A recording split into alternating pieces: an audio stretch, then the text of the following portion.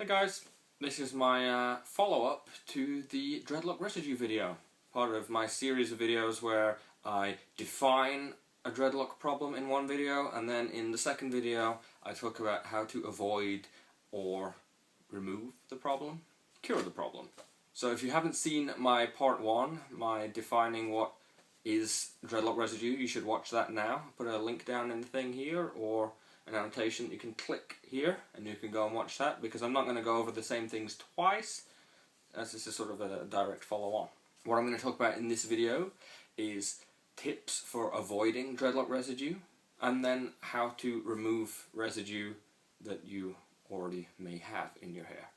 First tip, go with a liquid soap over a bar soap. You'll often see when it comes to buying a dreadlock soap that places will do a liquid soap and a bar soap. Some places will just do a liquid soap or a bar soap, but I highly recommend choosing the liquid soap over the bar soap. When using a bar soap, you're going to be rubbing on your head, and then you can't actually tell how much soap is going onto your head, into your hair, and then when the shower's coming down, it's sort of melting the soap and putting more. So you really don't know how much of the bar has gone onto your head. Whereas when you're using liquid soap, it can have a push top, so maybe 1 or 2 squirts of soap, or you pour it into your palm, and you can see how much soap you're actually using. Because this brings me on to my next tip, use less soap, which you can't really do if you're using a bar soap. But if you have a liquid soap shampoo, you can, squirt out less or pour out less. Because the more soap you use, the more you have to rinse it out. And then the more likely it's going to be that it leaves residue because you haven't rinsed for long enough. Because dreadlocks are different to normal hair. So for my whole head of hair, I will only use about a teaspoon and a half worth of soap. So a big bottle lasts me a really long time. And if you're coming from normal hair, you might think, that's not enough soap to cover his whole head. But if you see my washing methods video, what I do is I take that soap and then I rub it all over my scalp, and I make sure that I have enough soap for my scalp. And then, as I'm washing with the shower, that soap will sort of bubble up a little bit, and then it will filter down through the dreadlocks, over the dreadlocks, and I'll rub it, I'll rub my dreadlocks into my scalp and get it everywhere.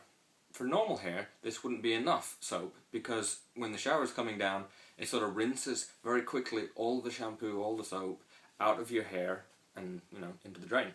But because of how dreadlocks are, it takes longer for the soap to get all the way out, so you don't need as much soap, because, you have longer time to rub it around.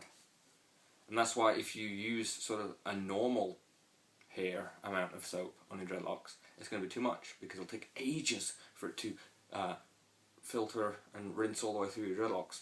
Next tip, you cannot rinse your dreadlocks for too long. More rinsing, the better. The longer you rinse, the more soap you'll be able to wash out of your hair, and then the less soap that will be left behind as residue. And an obvious tip, try and pick a soap that you've read decent reviews for as being good for dreadlocks. One that is described as a residue-free shampoo.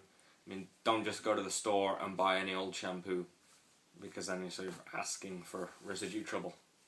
And one more tip that I am going to put in for avoiding residue in dreadlocks, which is one that I don't think I've seen anyone else recommend, is to be careful when you're washing your body. So you can see that my dreadlocks are, medium-y length, and they go reasonably far down my back.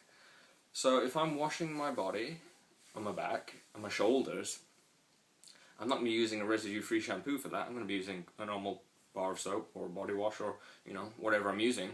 And something you don't really think about is if your dreadlocks are going to be rubbing in this. You can be really careful with your residue-free shampoo and your lots of rinsing, but if those dreadlocks are then sort of getting dropped into foam and soap that's on your body, it's going to get residue on the outside of the dreads. So you might just look at your dreads and start seeing all this dust and lint stuck to the outside, and thinking, I've been really careful with my soap, I've been specific with which soap I've been choosing, and I've been rinsing really heavily and all this, and your technique with your washing of your head might have been fine, but you might have been falling down with the body wash getting stuck to it. So what I do is I wash my hair first. I get in the shower, and the first thing I do is rinse through my hair and then shampoo it, and then I'll tie the hair up, and then I'll wash my body. So those are my tips for avoiding residue And I will quickly summarize. Liquid soap is better. Less soap is more. You cannot rinse your dreadlocks for long enough, you know. More rinsing, better. Don't just choose any random soap, and you know, don't take my word for soap. You can go and read about soaps that other people have written reviews for.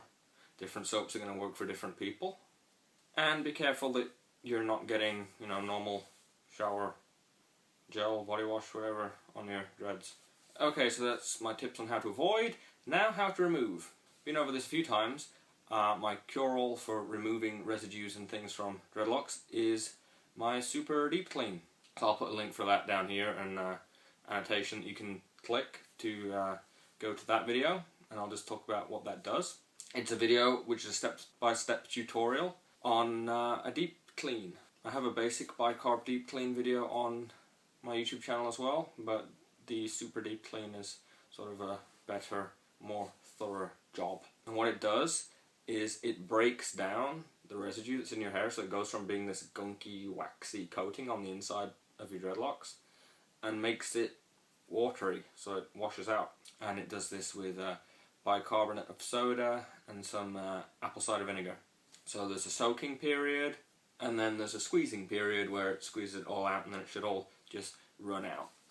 And that will take care of the residue that's inside your dreadlocks. I recommend doing a soak like that every 1 to 2 months, because it stops residue from getting built up, and there are other benefits to it. I mean, even if you're not obviously seeing residue built up in your hair, in the first video I went through some signs of build-up. Even if you're not getting to that point, the residue in your hair can still be getting dirt stuck to it.